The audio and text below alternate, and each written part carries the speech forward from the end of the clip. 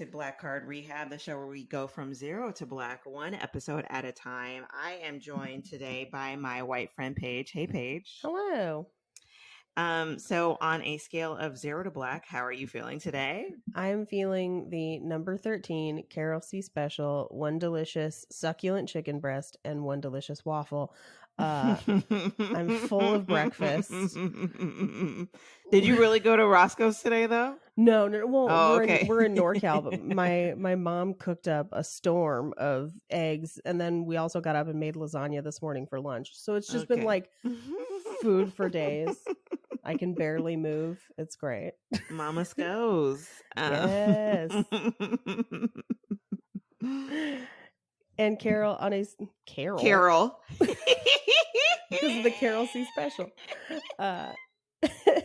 And Crystal. I don't be cooking, so that's definitely not me. I mean, I don't think you need to cook it for you to be your special. Oh, Carol just like a fan of meat. Yeah, I think if you just enjoy eating it, they're like, okay, this is clearly Carol's. So Crystal, on a scale from 0 to African American, how are you feeling today? I am feeling Sanford from Sanford and Sons. Okay. My back went out, so no. I'm coming. That's what I'm gonna do when my back goes out now. It'll make it more fun. This is the sound your spine is making as it pops in exactly. and out of place. Yeah. I love how my spine cracks on beat. It would. That tracks. On the upbeat. No less. And today I am so happy to have our guest on. He is a longtime a friend of mine. We met first through dance at Debbie Allen Dance Academy, and he is a phenomenal dancer. He was the assistant choreographer for the James Corden show. He's been on the Good Morning America. Am I saying that right? Okay, great. My good friend Ivan Owens. Woo! Hey. Hi. Yes, thanks for being here. And on a scale of 0 to black, how are you feeling today? Blackity black. I'm super black today. Oh my goodness. He's got his messages on silent. He told Siri to peace. Yes. Out. Do not disturb.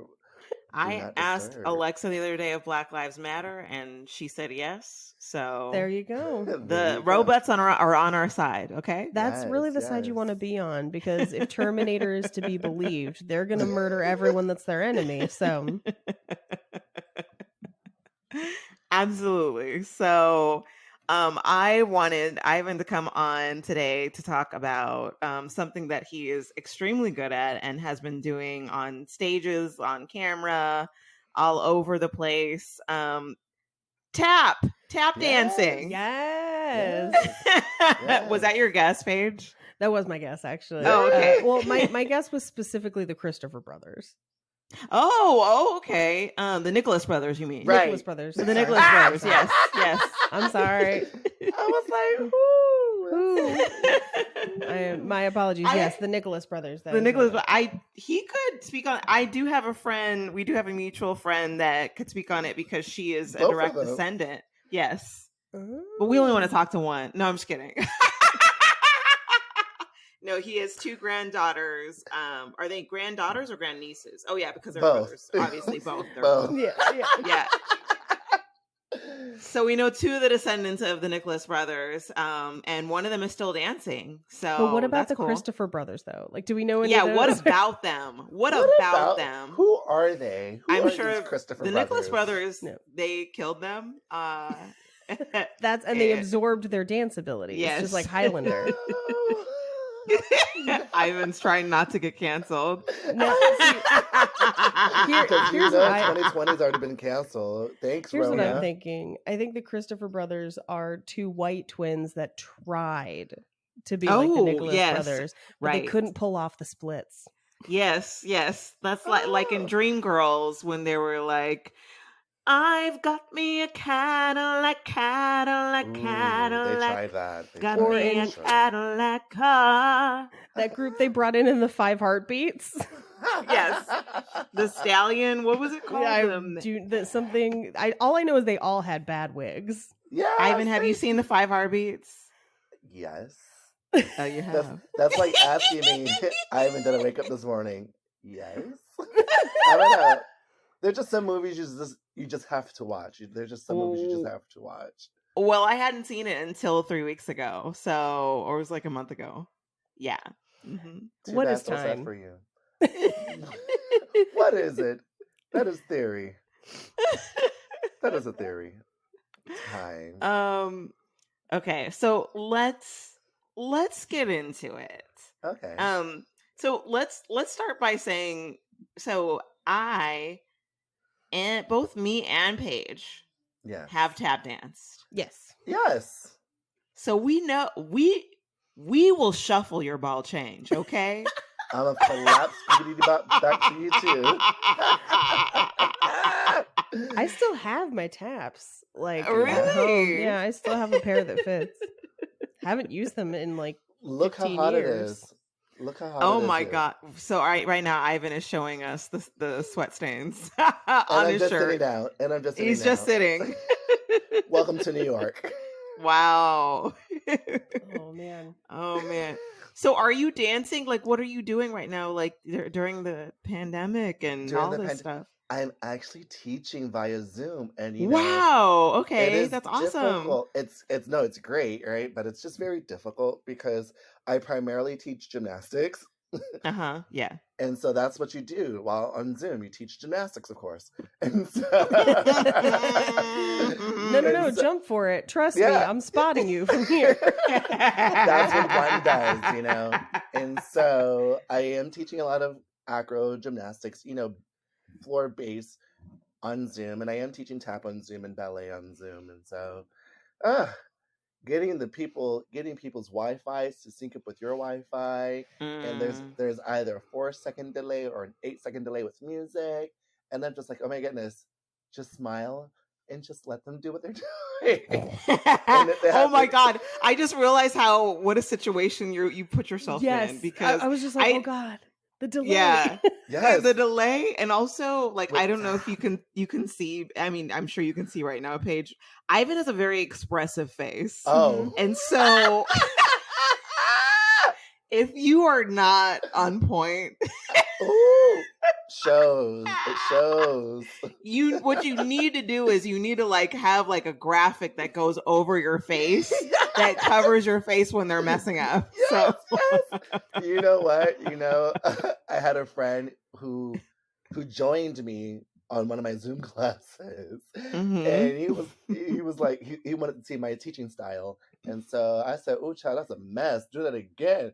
I didn't even give her a chance." Well, I just taught it to her 30 minutes ago. She should have it by now. It's 2 8 counts, for crying out loud. It's only 2 8 counts. Yeah, you can learn 2 8 counts in 30 minutes. I'm like, you can do this. Doable. It's definitely doable. But my friends out here in New York, they're cracking me up.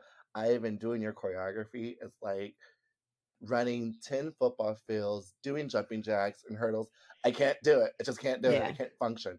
I'm like, but it's easy. No, and I know that's for a fact, because he'll be like, it's 2 8 counts, but it'll be like,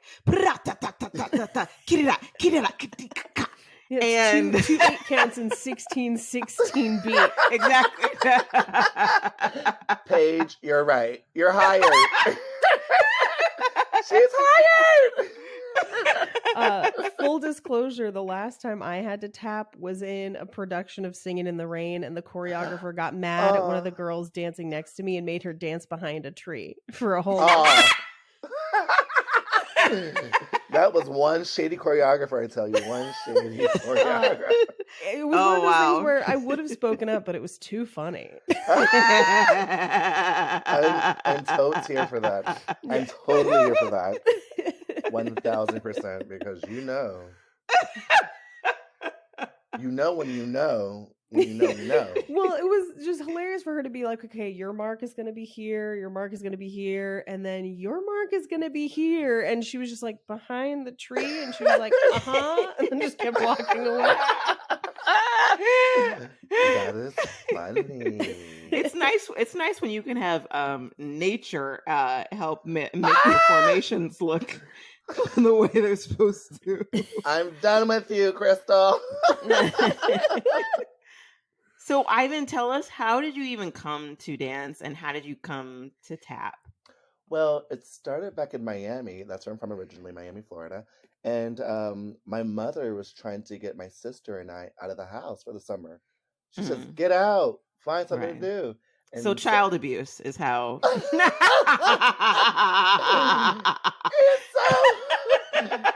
not necessarily child abuse, but neglect, disowning for the summertime. Like, get out my house.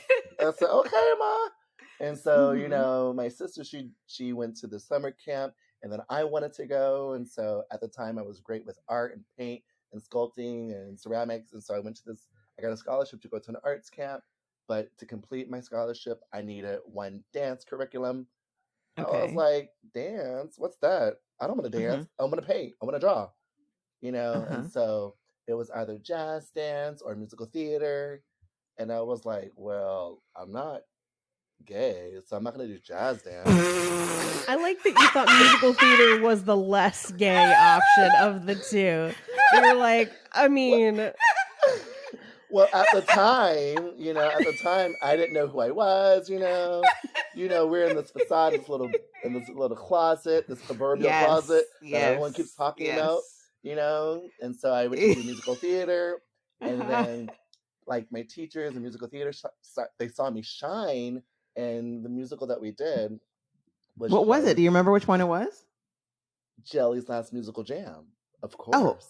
Oh, okay, all right. Of course.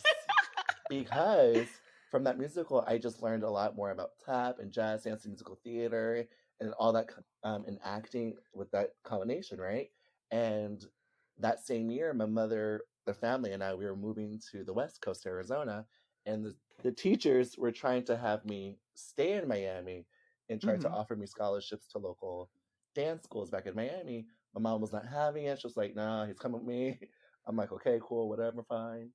And so once we moved to Arizona in 2000, I started dancing full time. Wow. Like, we moved to Arizona, I was looking immediately. You hear me? Immediately.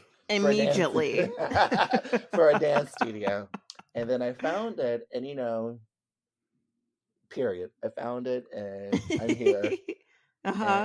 And then how I found tap dancing, tap was very strong at the studio. I was more of a ballet dancer at the time, a modern dancer at the time. And one year, just before I moved to Los Angeles, actually, something told me, 2007 this was, something told me to, like, really study tap. And so, like, I studied tap, obviously, but then I studied tap immensely about the history, who's who, what steps I should know, what am I talking about while I'm performing, right? And so I did that, and one of my studios that I was teaching at offered me to go to, a dance comp and that later on that year. And I went, and then that's when I met Chloe Arnold, who then launched me to Los Angeles. And so that's how I moved to LA. It was like 200 dancers in the where were we? In the hotel room. Like, what are those called? The ballrooms, the ballroom, yeah.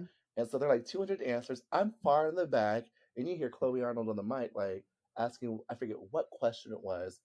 I was the only one who had the answer. I'm in the back out of 200 dancers, and she calls me to the stage. She's like, "What was the answer you said?" I don't remember the question, but I had it right.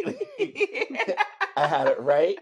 And then from there, I moved to LA, quite literally, within weeks. She's like, do you know who Debbie Allen is? I said, "Did I wake up today?" Of course I know who Debbie Allen is. If you're a dancer, especially a Black dancer, and you don't know who Debbie Allen is, I'm sorry. You don't have education. That's fair. That's fair. That's really fair, right? And so she's like, well, I work closely with her. I want you to come out to LA. And so I fell more in love with tap because of that one shared experience with Chloe. Because something Enemy said, you know what, Ivan, I need you to do your very best and study tap, its history, where it came from, what it means for Black people in America and for Black dancers in America, and so that's exactly what I did. I'm glad I followed that intuition. So I'm curious. I'm curious about this because I only have like passing knowledge about the history just from like different movies that I've watched and like, but I'm curious about like how tap kind of became what it is now. And like I've because for a long time I've associated it as anybody can do it, but it kind of became popular as this Black thing because Black people, like, it was a way for them to make money as entertainers. Yeah, so tell us about the history of tap and like why it was associated with Black people for a while in movies and all of the crazy stunts that people did. And so back in the early 1800s, it goes way that far back. nice. Yeah, during the slave time, the slave owners unfortunately took away Black rights, took away their percussive instruments, and so for them to feel at home, for Black slaves, for the slaves to feel, attached to their cultural identity, the slaves came up with a different way of entertainment, and that was through percussive footwork, then known as Master Juba. What?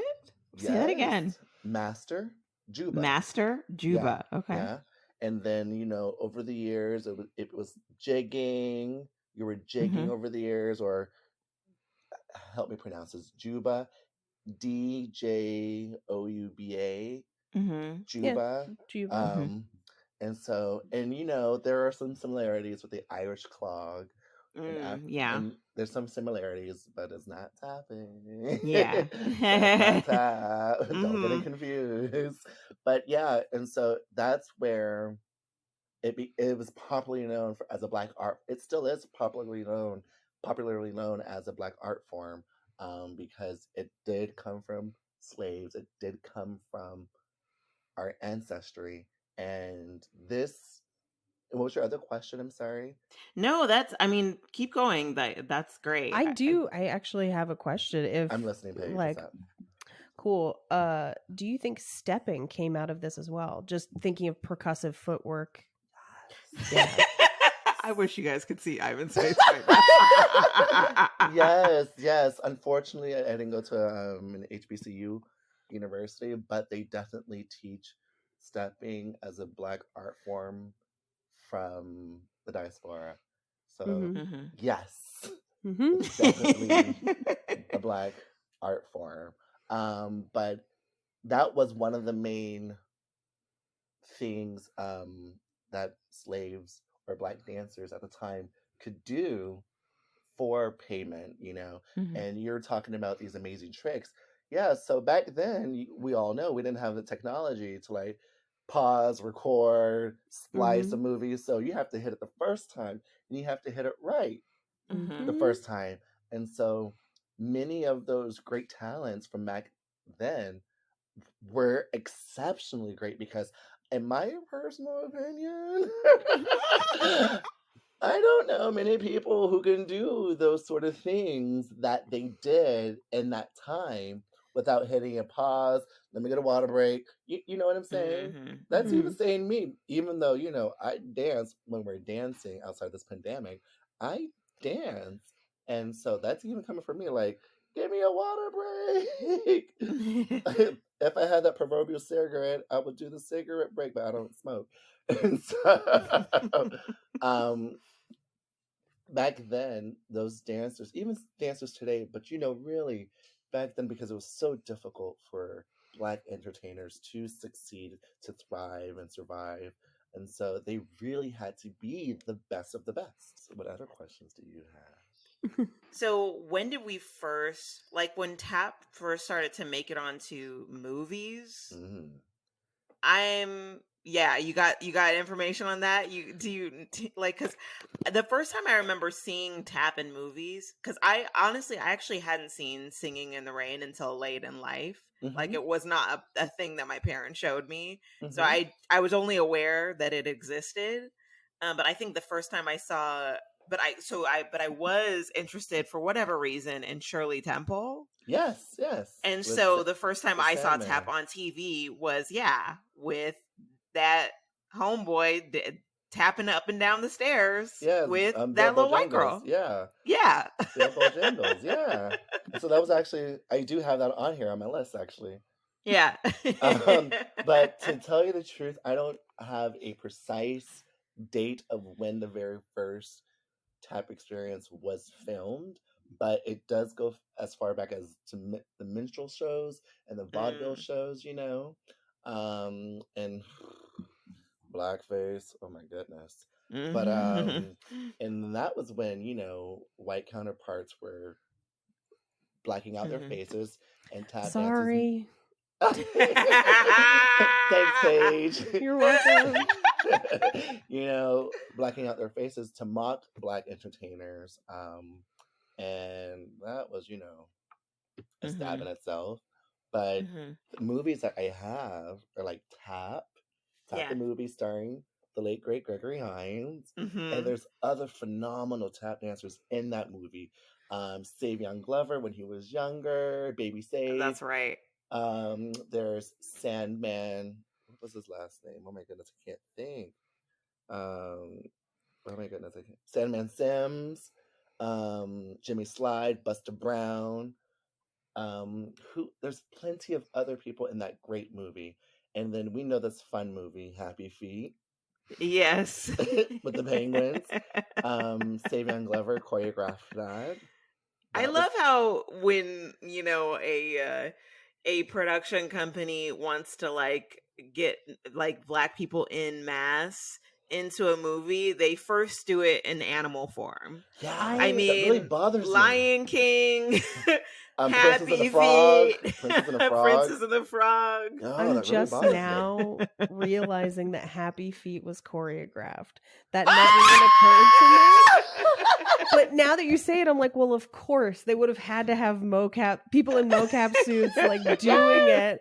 They couldn't just animate it with like no basis. And that is blowing my mind right now. Yes.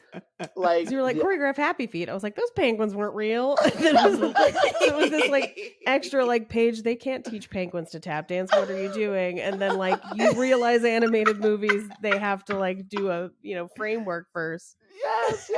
I'm learning so much today. Thank you. You're welcome. You're welcome. No, and there's another famous movie, White Nights, starring Gregory Hines and Mikhail Baryshnikov.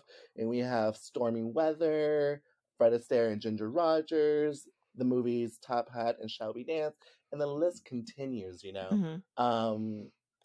are just a few. And these are some great movies, some great footage, and great history. What is do you have a favorite? Tap. Yeah, okay. Starring Gregory Hines. It's absolutely my favorite. And then follow up is White Nights, in fact. So as a teacher, I have a list of footage that I require my students to watch. Oh, I'm like, it's fun homework. Uh-huh. Don't even think of it as homework. Think of it as, a movie, because it is a movie, And some do it, some don't do it, but those who don't do it, I can tell in their feet work. I can tell. Wait, how can you tell? Oh, because I'll take a section from a movie, and only for class purposes, I'll teach it. I'm okay. I want to know who's watching this movie. If you watch it, I'll know because you're gonna do something when you watch this movie, and I need you to record it, or I need you to practice it, and so I'll know when you know. I'll know, and so the next week they'll come in. It'll be the same two students, like, Mr. Ivan, I did the work. I'm like, I don't want to hear it. Show me what you did. And I'm like, oh, you did the work. Show me what you did. Oh, you did the work. The other 10. Y'all didn't do the work. Did y'all watch the movie? Well, I watched like the first 5 minutes of it and then I went to sleep. Okay. How many days does it take for you to watch one movie? You know? Lazy. Lazy. This generation. Oh my goodness. Oh my goodness. You know, I have another thing to say. I trick my kids all the time. Uh-huh. I ask my kids, how many years do you think it takes to get one split? Mm-hmm. Some say 2 years. Some say Mhm. 5 years. I said, for real? How long have you been dancing? Uh-huh. 7 years and you still don't have that one split? Oh. So with your theory, you should have your splits by now. I said it takes a dedicated 4 to 5 weeks to get one split. Jaws drop, crickets in the background chirping. I'm like, yeah, get to work. Y'all been here for 10 years and you can't get a split? You've been here for a year and a half, you can't do a shuffle? Mm-hmm. Mm-hmm. A flat ball change? Get out! Oh wow. That's Yeah. wait, okay. Go So ahead. I mean, for people who don't know Oh, yeah. that there are different styles of tap. Yes. What Go ahead. What are the different styles? Tell us. There's rhythm tap, there's rhythm jazz tap. Can you explain each of those? Yes. Rhythm jazz tap, or people get it mixed up when they say huffing. Mm-hmm. It's parallel to all tap or parallel to rhythm jazz tap, Huffing is it's a lifestyle, like Rastafarian is a lifestyle and a religion, I believe. Huffing is a lifestyle, but rhythm jazz tap, it's rhythmically tapping to jazz music, and it's very classical way of tap dancing. There's a Broadway style of tap dancing, and that's more about some people may get mad at me when I say this, but it's more about formations rather than intricate footwork. That's just I mean, it's interesting opinion. because it makes me also think about Broadway singing versus like somebody who's like doing studio, like more studio. Right, pop singing. And then there's soft shoe. Now soft shoe is tap dancing without tap shoes. That's it. Can't get any more simpler than that. Literally, that's it. When did they start attaching the taps? Ooh, to have that precise date, I would have to ask Jeeves. It's okay. Throwback. Well, because I've heard I don't know how many different stories of they did it so that you could hear it in a theater because without it you couldn't, or so you could hear it on camera. Yes, that's all very facts. That's all very factual. Excuse me, not facts. Factual. Use your degree, Ivan. Speak English. And so, yes, I don't have a precise date or around a time figure when they started putting taps on tap shoes. But yes, it's to enhance the sound from the stage point or a theater or a film TV point. Did I answer them all? Let me see the other styles. I mean, you've kind of been tap dancing around it, but I see what you did there, Paige. We saw what you did there. And so there's a postmodern and a contemporary theme to tap, which is an abstract expression, thematic narrative, and usage of a lot of technology. So that's a postmodern, more contemporary way of tap dancing. Yeah. I literally tapped my way into this lifestyle. I've danced literally out of the ghetto. My sister, she says, Ivan, you cartwheeled out of the ghetto, which is true, Dancing has saved me, has helped save my family, and I've lived in Japan for 2 years tap dancing with Tokyo Disney. That's awesome. I traveled the high seas for 7 years, 6 years with Royal Caribbean, a year with NCL.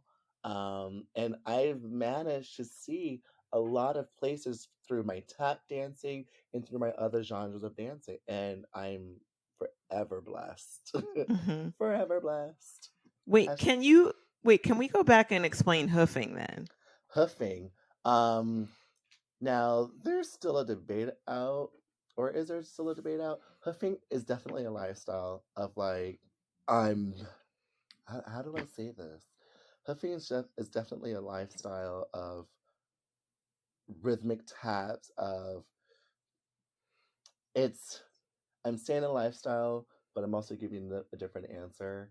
Um, that one's, I can tell you 1000%, I'm not a hoofer. Mm-hmm. Let's just point that out. I'm not a hoofer. Like Gregory Hines, he's a hoofer. He's into everything actually. Savion Glover is definitely a hoofer. Jason Samuel Smith, a hoofer. Like these kind of Ayadele Cassell, she's a hoofer. These kind of tap dancers are hoofers. I can't give a better definition other than visual representation by looking them up on YouTube and knowing who these people are, because they're like, even Chloe Arnold, she's a hoofer. She's an everything kind of tap dancer. What are the Nicholas brothers? The Nicholas brothers, they're definitely hoofers. And what are the Christopher brothers? The Christopher brothers. Who are these Christopher brothers? Like, I don't know who they are. No, but like the Nicholas brothers, yes, they're definitely hoofers. They're even Broadway style tap dancers as well, but they fall into every category. It's a style that you have to execute. But hoofing, straight hoofing, it's like, and it's raw. Some people like hoofing is only for jazz tap dancers, and you have to do that. You can't be a hoofer and do anything else. So there's that debate within the community of tap dance. I don't know how alive that conversation is right now, but I know at one point or another that there was that debate happening, period. Yes. Some people that I've met, some living legends that I've met, and I got the chance to work with, Diane Walker. I love that woman. Love her. She's also in the movie Tap. She's one of the chorus tap dancers that you'll see in the movie. I love working with Diane. I've been to some of her intensives that she's taught at while living in Japan, here in New York. I just love her feet. I love her heart. I love that woman. Chloe Arnold and her sister Maud Arnold, my big sisters, my mentors. I'm in one of their companies, Apartment 33, and it just so happens that I'm wearing the shirt right now. Apartment 33. I work with them often. Jason Samuel Smith, another great tapper who I mentioned earlier. I studied with him back when I lived in Los Angeles. The great late Arlene Kennedy of the Kennedy brother and sister. Love them. They had a studio back out in Los Angeles, and it's within 2 recent years that the studio has been sold, and Arlene, oh my goodness, she was like the it studio of tap dance in Los Angeles, the premier tap dance studio in Los Angeles, and she has so much memorabilia and a lot of history in her studio. Like when you walked into a museum of tap history. I'm like, every time I walked into her studio, my breath was taken away from me. Yeah. Every time without fail. May her soul rest in peace. Michelle Dorrance. Oh, I love Michelle. Yeah, she's really sweet. She's a really sweet human being, and her her feet work is like phenomenal. We should say, by the way, that's a white lady. That's a white lady. Yes, that's a white lady. Yes. She's based out here in New York. Dormisha Sumry Edwards. Another. Go ahead. Oh, well, I was just gonna say, like, what are like if somebody knew nothing about tap and they wanted to just get started, like somebody around our age, like just wanted to start like looking at it, understanding more about it, what do you recommend they look at or do? Look at there's a lot of YouTube clips. Like the most interesting movie, or to me, the most interesting movie would be Tap. And if that doesn't help, there's YouTube clips. You can look up you can literally type in the word tap into the search engine, and millions, thousands upon thousands videos will pop up, the Nicholas brothers will pop up. Well, anybody really. Diane Walker, Syncopated Ladies will pop up. Sammy Davis Jr., Eleanor Powell, Ginger Rogers, Gene Kelly. And go ahead. Yeah, and when they're looking, like, what do you recommend they look for? Because I think tap is a lot like jazz, and that like the first time you hear it, you don't know what you're listening to or for. So like, I don't know if you can remember like what it was like like the first time you saw tap. Well, like, what do you recommend people like watch to see what's great about it? I recommend people what makes them feel, Excuse me. Like when I first saw Tap, I felt a feeling like it came over me, an overwhelming feeling of I want to do that, and I started at a dancer's late age, 13, 13 is late for a dancer. Yep. But I did what made me feel good, and the moment I saw it, I just wanted to do it right then and there. And my feet were like jittering, and at the time I didn't know what my feet were doing. I was just hitting my heels down, slapping my toes down. Didn't have an idea of what I was doing, but I knew that I needed to get up and do that, whatever that was, because I knew it made me feel good, and I knew that I wanted to do that because it made me feel good, And so when I talk to people, like I get stopped all the time here in New York. Hey, what do you do? You look like you're an entertainer. I'm like, oh, yeah, I am. Out of every 3 people in New York, you'll walk into an entertainer, right?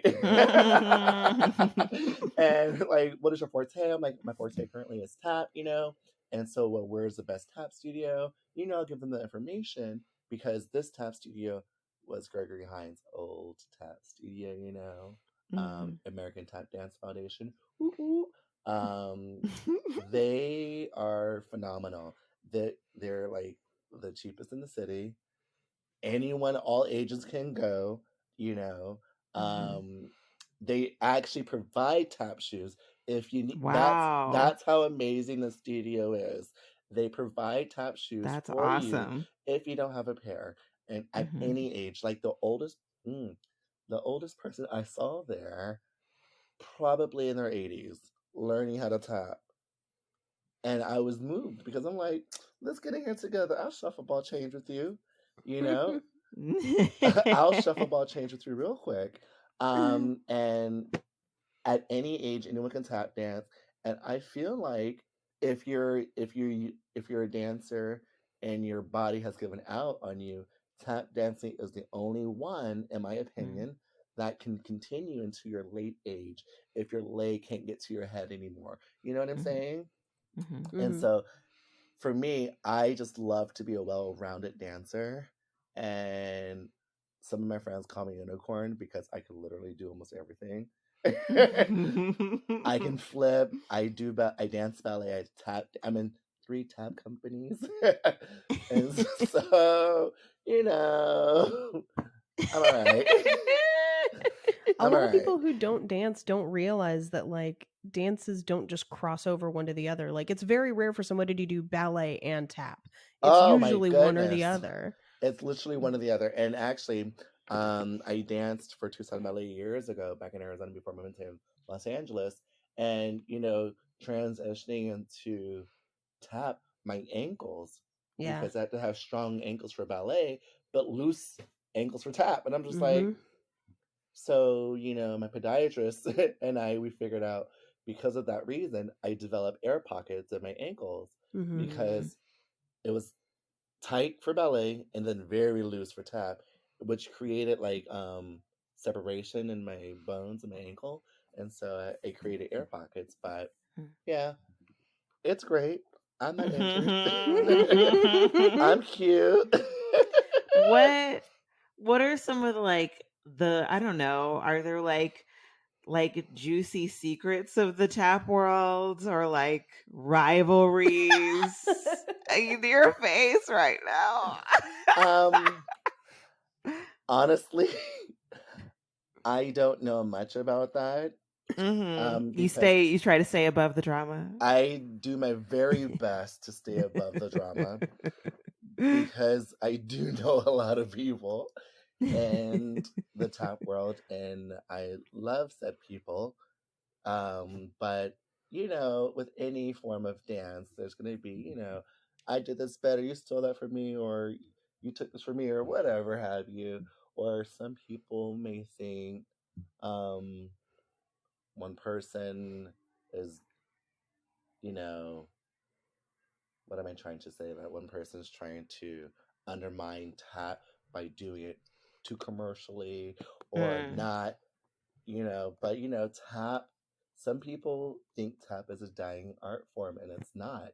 It's just being unfortunately misrepresented over the years. And so there's a lot of well-known tap dancers who are doing their very best for their platforms to bring it to the forefront, to highlight it in social media and TV and film media, And so I'm on that train, right? Like that's a train I want to be on, I want to take that A train.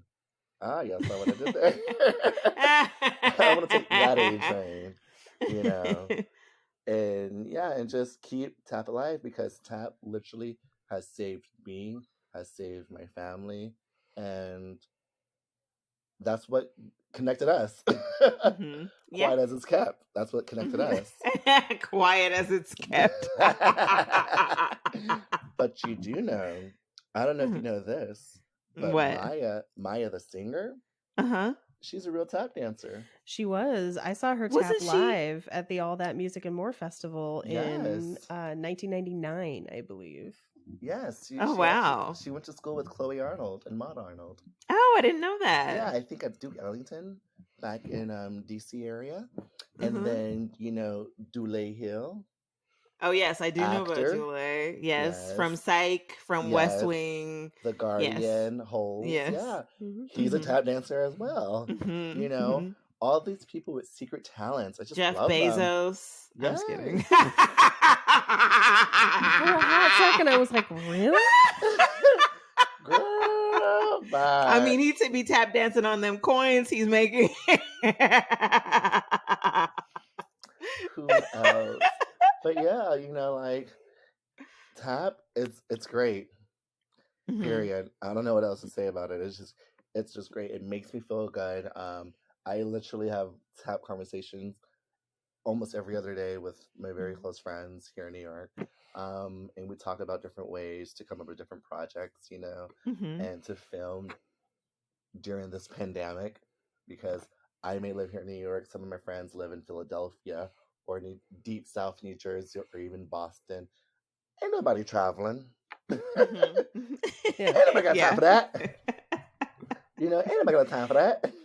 Well, so one of the things that I often hear people say is when they've got upstairs neighbors. Oh my God. That they're tap dancing above them. I would just like you I would like you to set the record straight. I'm listening. What you want me to say?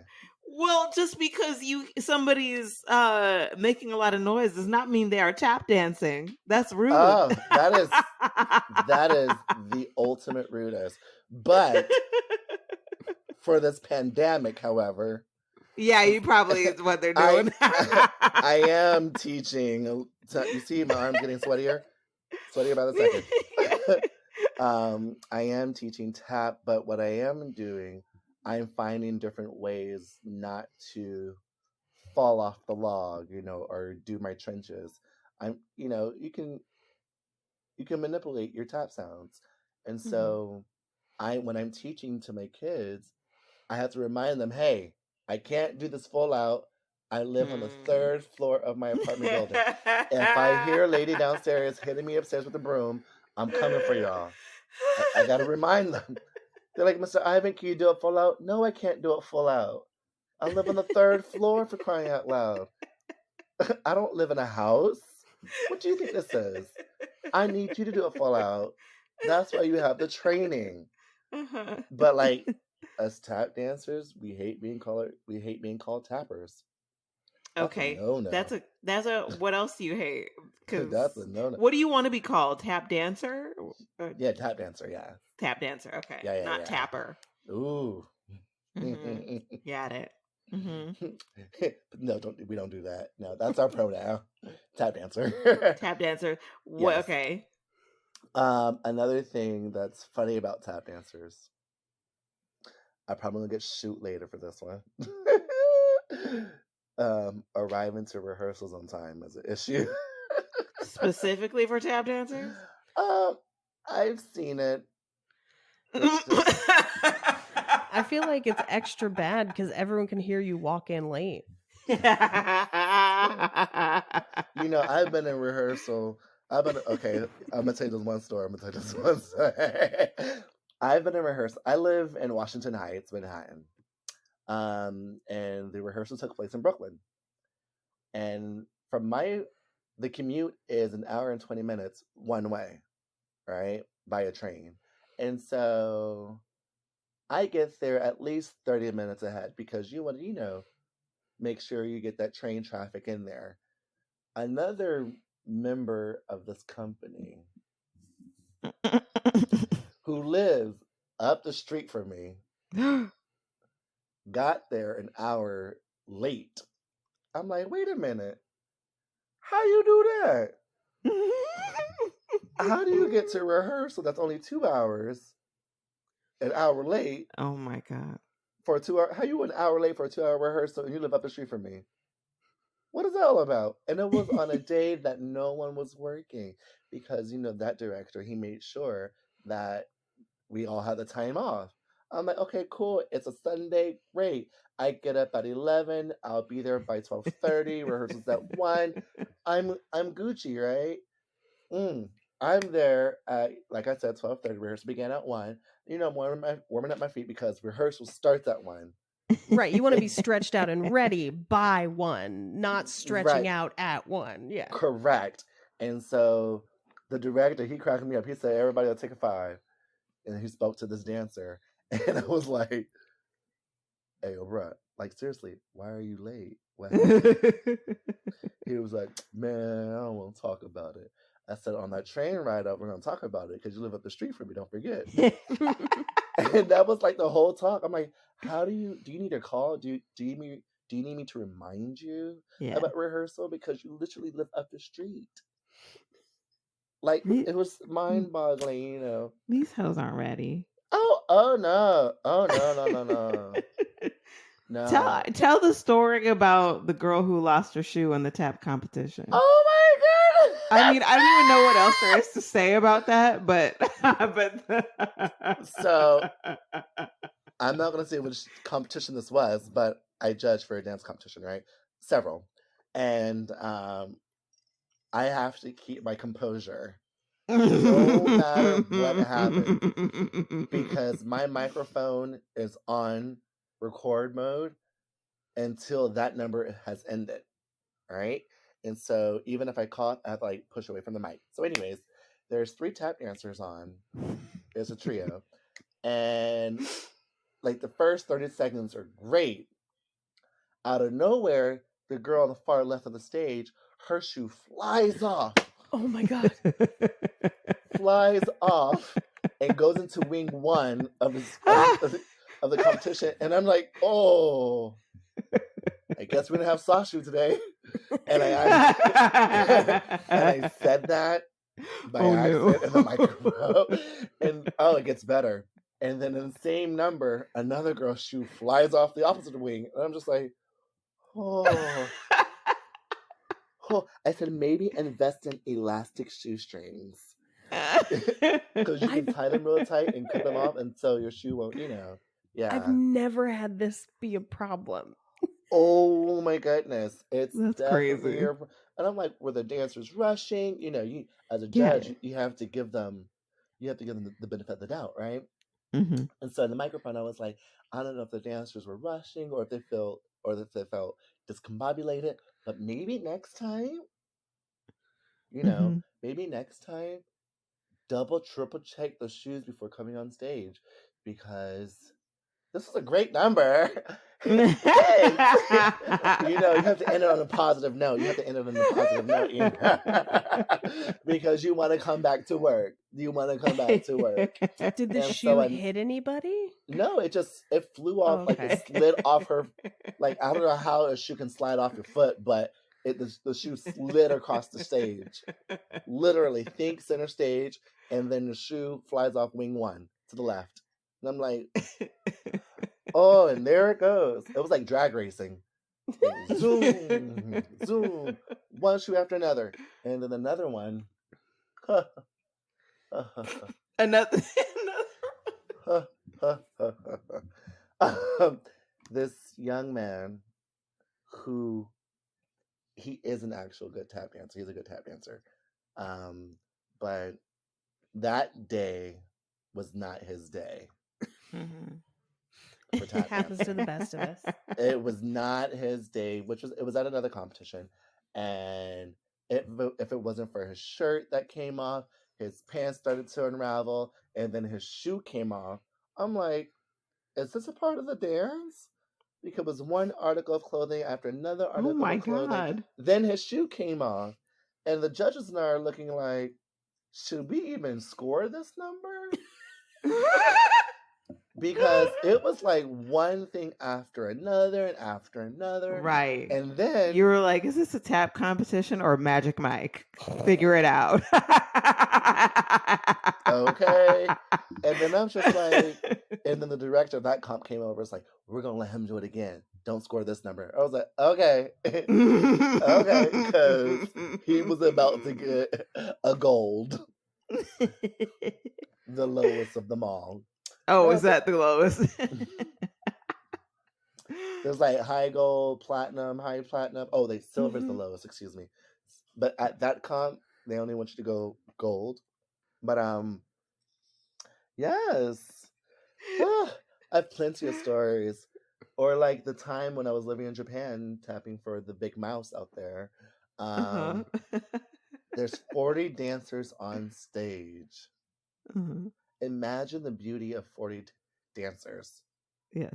And then out of those 40 dancers, there's 10 tap dancers.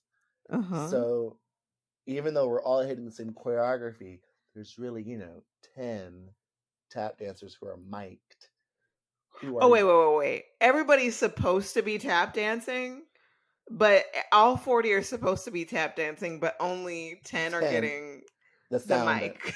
I'm very familiar with this. This is Broadway's. Oh my god! Trick. Yeah, that's right. Yeah. Oh, wait, tell us that experience. I mean, this is how. So whenever I've had to tap in shows, specifically, I did Guys and Dolls where we tapped, and then Singing in the Rain.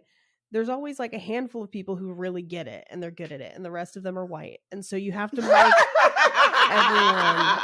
You have to mic the people that can actually tap. This is the same thing like when I was in a sorority and some people just can't sing or they can't clap on beat. And so you just have them pretend and then mouth words. Yeah. Right. And so I was just like, when I first got there, I was like, oh my goodness, how amazing it is to see all 40 dancers tap dancing in unison. I'm like, sometimes I don't even work out with 4 people, but to have 40 people, that's amazing. So funny. And then when I actually learned the show, I was that's so funny. I see what y'all do here. Y'all put me to a bag of tricks. They put me to a bag of tricks for sure. But I was one of the tap dancers who were mic'd always. Needless to say, for sure. But yeah, tap dancing is great. I tap out here in New York, and the 3 companies that I'm in, and then even as tell us what the 3 companies are, what the names are. Apartment 33, directed by Chloe Arnold. Taptastic by Brother Brian. Oh my goodness, why am I forgetting his last name? Davis. Brian Davis, and then Gerson Lanza. I don't think he's created his name yet. Oh. But yeah, whenever he needs me, I just show up with my tap shoes. And I'm like, what's up? I'm here. What are we doing? And you just all of a sudden got hood? Literally. Because that's who I am. I'm Ivan, your friendly hood tap dancer. Yeah. No, but like the Phyllis Hyman bust show. a tap in your ass. Okay. Where my K360s at? No, like I performed for my friend in his show, the Phyllis Hyman show. Specifically Sophisticated Ladies. When Phyllis Hyman, she was in it, and so we just talked about Phyllis Hyman, didn't we? Because isn't she the singer that was in she's a singer, right? Yes. Okay, she was a singer that sang in School Days at the party. Yes. In the evening gown for some reason. Yes, an evening gown at a school where everybody else was naked for the beach party. Yes. Oh, yes, that scene. Yes. I was like, what scene is that? Yes, and so It Don't Mean a Thing is what we tap danced to. And nice. it was choreographed by DeWitt Fleming Jr. and it was a great piece. And it was my third unofficial Broadway show here in New York. It was co-produced by Anthony Wayne and Kendra Bowman, and it's a great show. Period. Ivan, nobody knows who these names are. Not yet. They don't. That's why we have Google.com. I know, you're right. You're right. And Jeeves. I love it. You got to ask Jeeves. Oh my goodness, I'm sweating like a pig cake out here in New York. I'm so sorry. I have my face on. That's okay. That's okay. I mean, I think I really appreciate you coming on the podcast to teach everybody about tap dance. Hopefully the people will listen to this podcast and put some respect on Tap's name. Yes. No, seriously. Tap has been mistreated over the years, but we're here for a comeback, and Tap has not been canceled. Okay, and 2020 has been canceled. And yes, 2020 is 2020 is this year. You guys remember when we laughed at all those kids at Firefest? And then 2020 happened, and then we're right there with them. Yeah, this year is the cheese sandwich. Yeah. So wild. Well, tell everybody where they can find you. My social media on Instagram. What's your social media handle? Yeah. Ivan Owens _official for Instagram, and then that's all I have for you. I'm affiliated with I'm in the company of Apartment 33, and that's Apartment 33 on Instagram as well. And then yes, you have some YouTube videos, right? You have a YouTube. I have a YouTube video. There was a video that you just produced recently with Stevie Wonder's Don't You Worry About a Thing. Yes. I loved it. It was great. Thank you. We'll put it on our social media when we promote this episode. Well, thank you guys for listening to this episode of Black Card Rehab. Please share the podcast. Thank you for every share, everybody that's been posting about it. It really has meant the world. We can see the numbers growing slowly but surely, but there's so many more people that I think would love this podcast. So please share it with somebody. We really appreciate you guys, and we will be Black next time.